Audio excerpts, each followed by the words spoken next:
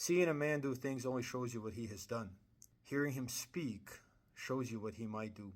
The mentality underlying the Israeli brutal occupation and mass murder campaigns in Palestine is truly frightening. And I want to give an example of one of the leaders in the Israeli government, Finance Minister Bezalel Smotrich, who recently gave an interview to the Times of Israel on August 5th, 2024, in regards to what is happening in Gaza. And at a conference in Yad Benjamin, hosted by the right-wing Israeli Hayom outlet, and this is in the Times of Israel, a news outlet, he said, "We can't in the current global reality manage a war." So he's complaining. "Nobody will let us cause 2 million civilians to die of hunger, even though it might be justified and moral, until our hostages are returned."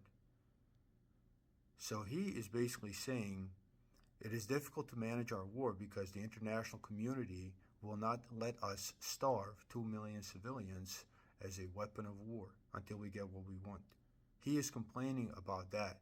So that tells you that this man in the future, in a less restrained fashion, will be willing to do that.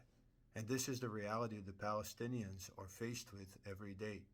This is what our government is supporting. Our government isn't supporting Jewish people. Our government is supporting this guy, a mass murderer who is willing to starve people. And he says our only problem are the cameras.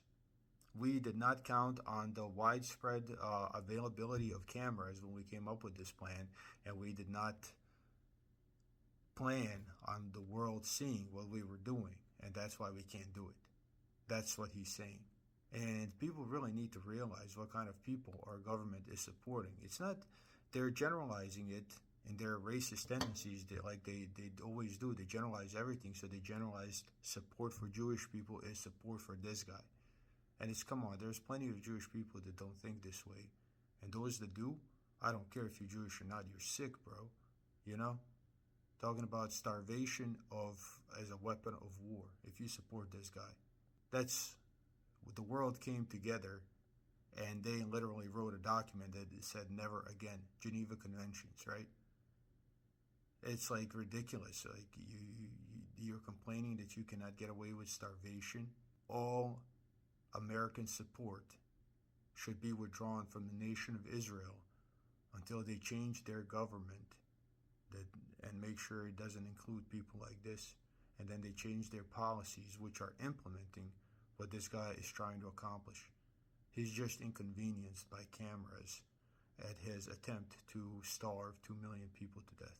And that is the reality of this conflict. And this mentality underlines that conflict constantly. This is why what is happening in the West Bank is happening. This is why what is happening in Gaza is happening.